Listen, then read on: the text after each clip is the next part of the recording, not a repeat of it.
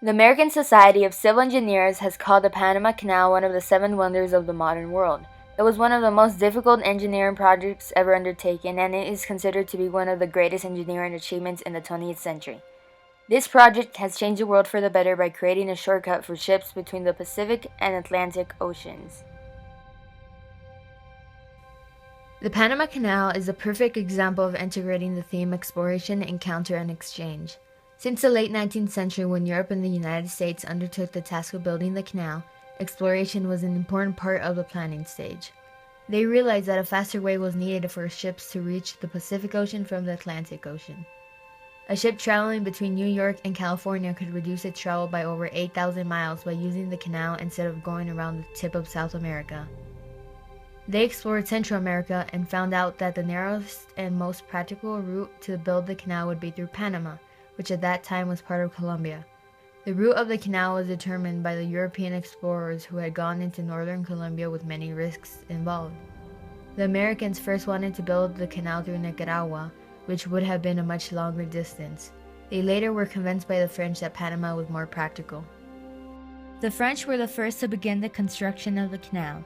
They encountered tropical diseases such as malaria and yellow fever, which killed about 20,000 workers. The costs and difficulties encountered in building the canal led to the French pulling out and selling their construction company at the canal to the United States for $40 million. The French and Americans encountered a civil war in Colombia, where Panama had declared independence from them in 1903.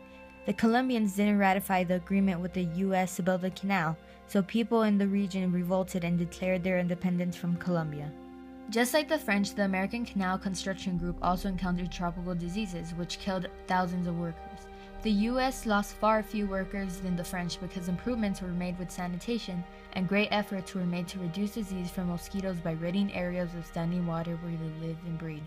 The Americans also encountered difficulties with building the canal in areas that were once thought impossible to pass. The working conditions were terrible, and there were many that gave up thinking that it could ever be finished.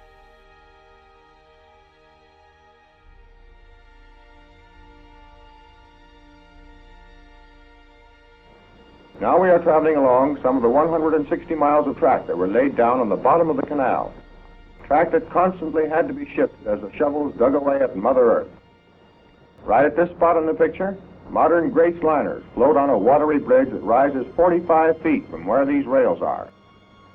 In the distance now, the lines of tracks are to be seen, and also one gets an idea of the width of the canal. Originally specified to be 200 feet in width at the bottom, President Roosevelt, TR that was, ordered the dimensions changed to 300 feet, costing the United States an extra $13 million, and well worth it. These, however, are good old American shovels. They are working here just past the sheer face of Culebra at the lowest point of the cut, the very real bottom of the Panama Canal.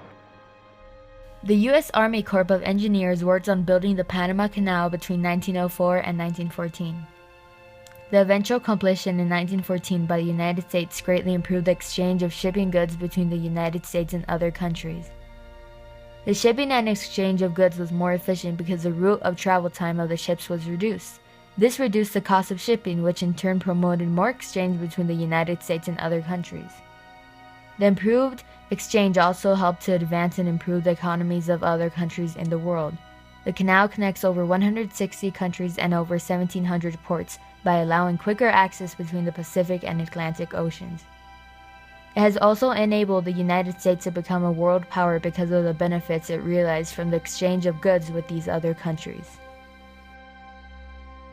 The people of Panama also benefited greatly by the canal being built because it created jobs and prosperity for those living near the canal. Panama even became its own country after breaking off from Colombia. The United States played a major role in the decision of the Panamanians to become independent from Colombia. Over the next several decades, the United States benefited the most because they maintained control of the canal. This changed in 1999 when the United States gave control of the canal back to Panama. Now the people from Panama realize that their lives improved greatly because of the money brought into the country by the canal. Over one-third of Panama's economy depends on the operating of the canal. In 2007, a major expansion began at the canal so that many of the much bigger ships being made could pass through. The project cost over $5 billion, but it was necessary in order to accommodate the larger ships, sometimes referred to as megaships. Countries including the United States, South Korea, and China have increased their use of the canal over the years. Between 13,000 to 14,000 ships pass through the canal every year. The number of ships using the canal continues to increase as countries trade more and the world economy improves. The building of the Panama Canal was a successful project that changed the lives of many. The canal plays a major role in the well-being of the people that live in Panama. Historically, the building of the Panama Canal is one of the greatest engineering and building achievements ever. It represents what people can do when confronted with difficult challenges.